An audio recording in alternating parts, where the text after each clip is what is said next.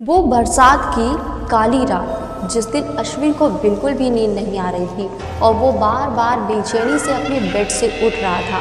बार बार balcony में जा रहा था कि तभी उसका डोर बेल बजता है और वहाँ एक लड़की खड़ी होती है जो ठंड से कांप रही होती है।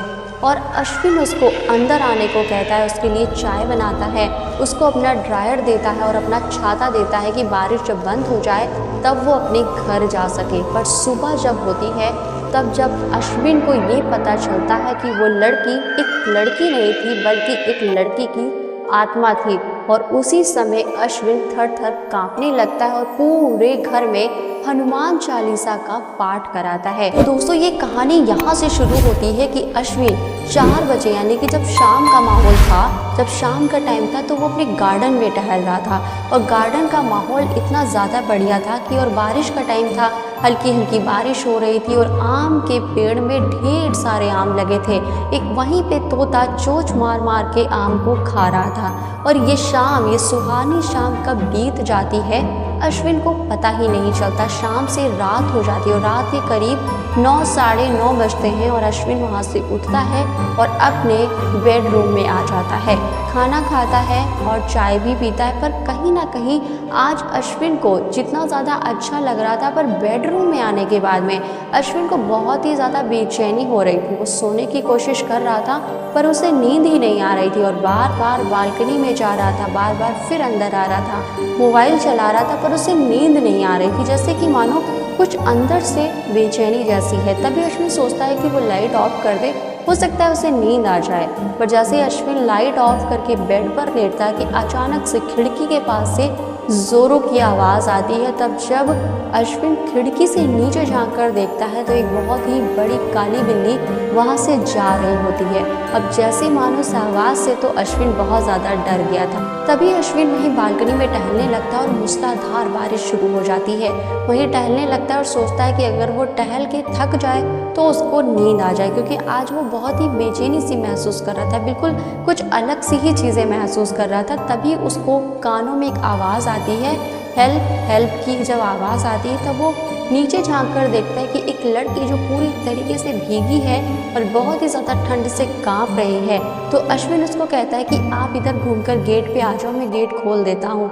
अश्विन जाता है, गेट खोल देता है, लड़की अंदर आ जाती है जो कि पूरी तरीके से भीगी थी।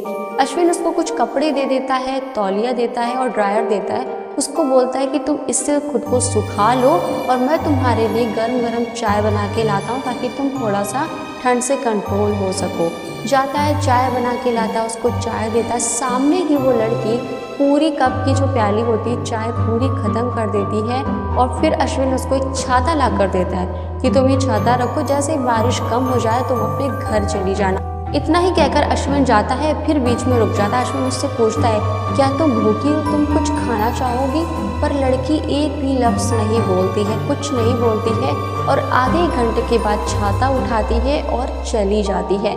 अश्विन जब वो चली जाती है, अश्विन दरवाज़ा बंद करता है। अब जैसे मानो उसको बहुत ही कसके से नींद आने लगी हो। अश्विन जाता है अपने बेड पे और कब उसको पलक झपकती नींद आ जाती है पता ही नहीं चलता। सुबह के बज जाते हैं 10 या 11। सुबह उठते ही अश्विन सबसे पहले गार्डन जाने की उसकी आदत थी, तो अगली सुबह भी वो अपने गार्डन ही जाता है। गार्डन जब जाता है तब देखता है कि जो रात में उसने उस लड़की को छाता दिया था वो वहीं गार्डन में कहीं किनारे पर पड़ा हुआ है। तो अश्विन ये देखकर काफ़ी चौंक जाता है कि ये छाता यहाँ कैसे पड़ा हुआ है। तभी देखता है कि गेट पे गार्ड बैठा हुआ है जो कि रात में गार्ड नहीं बैठा था। तभी अश्विन जाता है और गार्ड से पूछता है कि तुम कल रात कहाँ थे, तुम यहाँ गेट पर क्यों नहीं थे? तो गार्ड कहता है कि मेरे भतीजे को चोट आ गई थी तो मैं तो गांव चला गया था, लेटर बॉक्स में मैंने चिट्ठी डाल दी थी साहब, शायद आपने चिट्ठी को नहीं पढ़ा होगा। अभी अश्विन के दिमाग में यही चल रहा होता है कि छाता यहाँ कैसे पड़ा, ये तो लड़की को दिया था। तभी उसके दिमाग में आता है कि वो भाग के आता है अपने घर और घर पे जब किचन में जाता है तब देखता है कि चाय का कप बिल्कुल वैसे ही है जैसे कि उसने तैयार किया था, यानी कि चाय का कप खाली नहीं, उसमें पूरी चाय भरी हुई है। ये देख के वो और भी शॉक्ड रह जाता है कि उस लड़की ने मेरे सामने ही पूरी चाय को ख़त्म किया था, चाय भी पूरी फुल है और छाता भी गार्डन में पड़ा मिलता। वो बहुत ज़्यादा डर जाता है और वापस से गार्ड के पास जाता है और पूरी कहानी को बताता है। तब गार्ड उसको बताता है कि साहब जी, मैंने बहुत सारे लोगों से ऐसा सुना है कि काफ़ी टाइम पहले एक लड़की बारिश में फंस जाती है और बारिश में ठंड लगने की वजह से उसकी मौत हो जाती है। तभी कई लोगों ने उसकी आत्मा को यहाँ पर घूमते टहलते बारिश के टाइम पर देखा है और वो किसी को नुकसान नहीं पहुँचाती। हो सकता है साहब जी कल रात वही आत्मा आपके घर आई और उसको ही आपने चाय दिया हो, उसको ही छाता दिया हो। ये सुनकर अश्विन थर थर कांपने लगता है और फट से पंडित जी को बुलाता है और पूरे घर में हनुमान चालीसा का पाठ कराता है। वैसे दोस्तों, आप लोगों का क्या मानना है?